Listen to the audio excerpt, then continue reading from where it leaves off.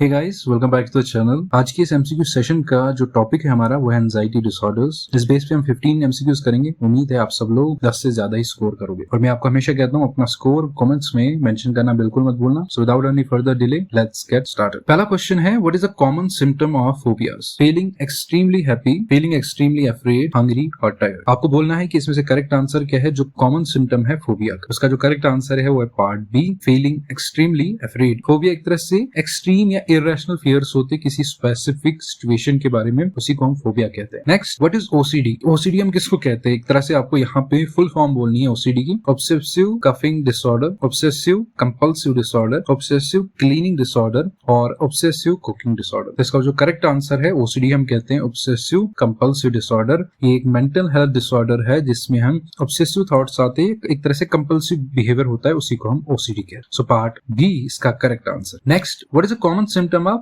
GAD? feeling calm and relaxed, feeling excessive worry, feeling no fear at all or feeling sleepy all the time। इसका जो correct answer है वो part B, feeling excessive worry। GAD की जो full form है वो है generalized anxiety disorder. जिनको भी ये डिसऑर्डर होता है वो हर चीज के बारे में काफी एक्सेसिव परवाह करते हैं, एक तरह से काफी उस चीज के बारे में वो चिंता करते हैं, उसके बारे में काफी वो सोचते हैं, तो उसी को कहते हैं generalised anxiety disorder. Next question है, what is a panic disorder? Panic disorder हम किसको कहते हैं? A sudden fear of cooking, a sudden fear of heights और सडन फियर ऑफ स्लीपिंग और a sudden fear of losing control. इसका जो correct answer है वो है part D, a sudden fear of losing control. Panic disorder में sudden या repeated attacks होते हैं फियर के, जो हो सकता है कि कुछ मिनट्स के लिए या बहुत देर तक भी रह सकते हैं, उसी को कहते हैं पैनिक डिसऑर्डर। इन सभी क्वेश्चंस की या इनके ऑप्शंस की मैंने लैंग्वेज बहुत इजी रखी है, आपको इजीली ये समझ आ जाएंगे। नेक्स्ट क्वेश्चन है, what does PTSD stand for? PTSD का क्या मतलब है? एक तरह से यहाँ पे भी आपको फुल फॉर्म बोलनी है।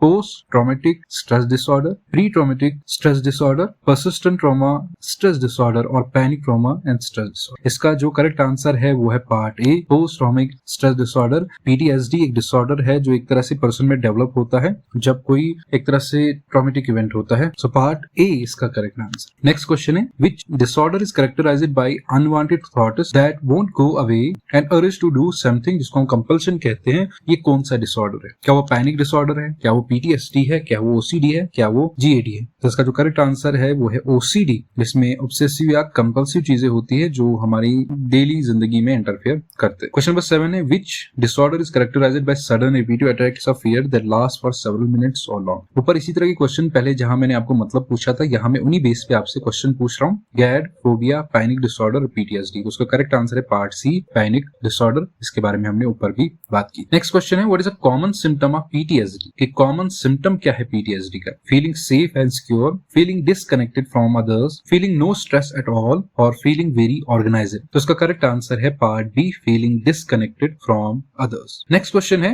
Which disorder is characterised by excessive fear of specific object, situation और एक्टिविटी। पहला ही क्वेश्चन है, उसी के रिलेटेड यहाँ पे मैंने आपसे पूछा है, उसका करेक्ट आंसर है सी पार्ट, फोबिया। इसके बारे में भी हम ऊपर बात कर चुके हैं कि फोबिया हम किसको कहते हैं। नेक्स्ट क्वेश्चन है, which disorder is characterised by persistent and excessive worry about everyday things? क्या उसको OCD कहते हैं, पैनिक डिसऑर्डर, PTSD और GAD? उसको कहते हैं generalised anxiety disorder. Part D इसका करेक्ट आंसर। मैं ज्यादातर इन चीजों में एक्सप्लेन नहीं कर रहा हूँ क्योंकि मैंने लैंग्वेज भी इजी रखी है, और पहले जिन एंजाइटी ऑर्डर्स के बारे में मैंने आपको फुल फॉर्म पूछी थी या होता क्या है, उसी बेस पे यहाँ पे मैंने आपको क्वेश्चन पूछा। सो नेक्स्ट क्वेश्चन है, which disorder is characterised by flashbacks, nightmares and severe anxiety following a traumatic event? Panic disorder, GAD, phobia, PTSD। तो इसका करेक्ट आंसर है PTSD में ही फ्लैशबैक्स आते हैं या नाइटमेयर्स आते हैं। एक तरह से बहुत सारी सेवरल एंजाइटी होती है जिसमें कोई ट्रॉमेटिक इवेंट अगर हो गया होगा, उस पर्टिकुलर इवेंट पे वो सारे नाइटमेयर्स वगैरह बेस हो। Part D